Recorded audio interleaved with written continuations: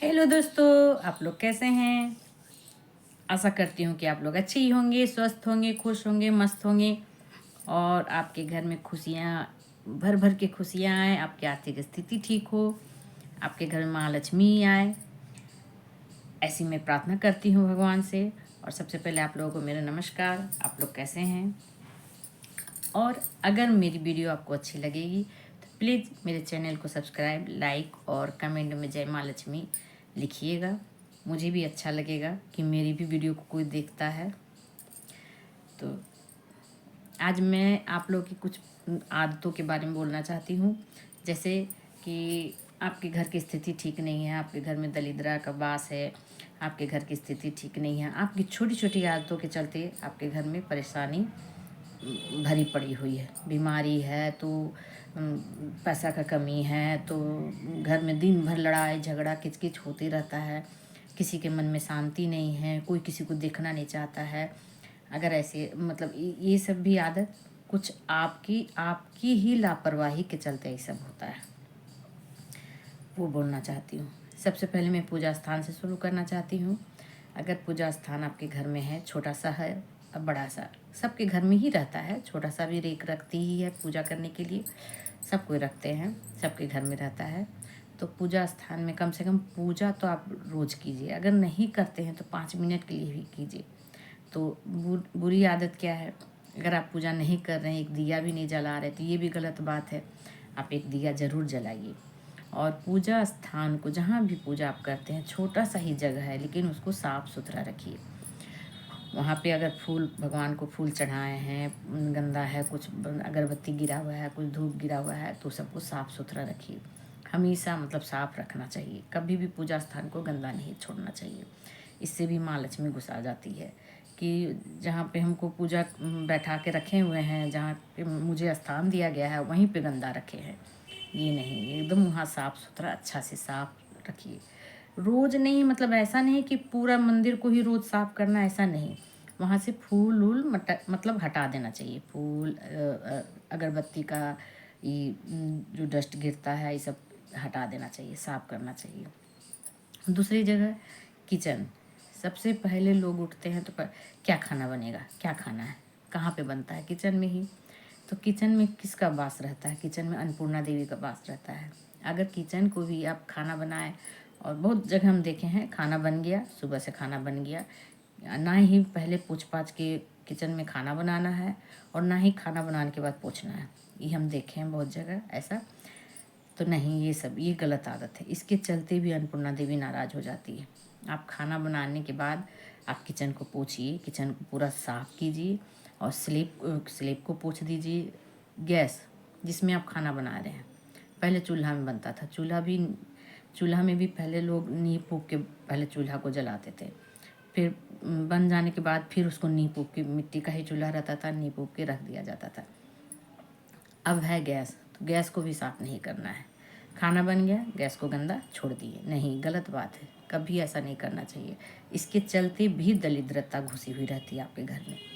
ये छोटी छोटी सी आदत है जो गलत आपकी आदत है। अगर इस आदत को सुधार लीजिएगा तो आपके घर में आपकी आर्थिक स्थिति ठीक रहेगी। बर्तन खाना खा लिए, बर्तन जूठा पड़ा हुआ है तो जूठा पड़ा हुआ है, खा लिए, हम आधा घंटा के बाद धोएंगे, नहीं, गलत बात है। आप खाना भूख को बर्दाश्त नहीं कर सकते हैं कि हमको भूख लगा है तो हम तुरंत खाना खाना है, उसी तरीके से आपको बर्तन भी धो देना चाहिए। बर्तन किसका इंतज़ार कर रहा है, आप ना छोड़ दिए उसको, ये भी गलत आदत है, सबसे बहुत ख़राब आदत है। इस आदत को सुधारिए, बर्तन तुरंत धो देना चाहिए। खाना खाएं तो तुरंत बर्तन धो दीजिए।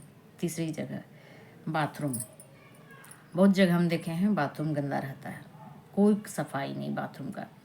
बाथरूम गंदा है तो गंदा पड़ा हुआ है, नहीं, बाथरूम को भी साफ़ सफाई। नहा लिए, ये नहीं कि नहाने गए, नहावा लिए, साबुन इसी तरह पड़ा हुआ है, कुछ सफाई का केयर नहीं है, नहीं, बाथरूम को भी साफ़ रखना चाहिए।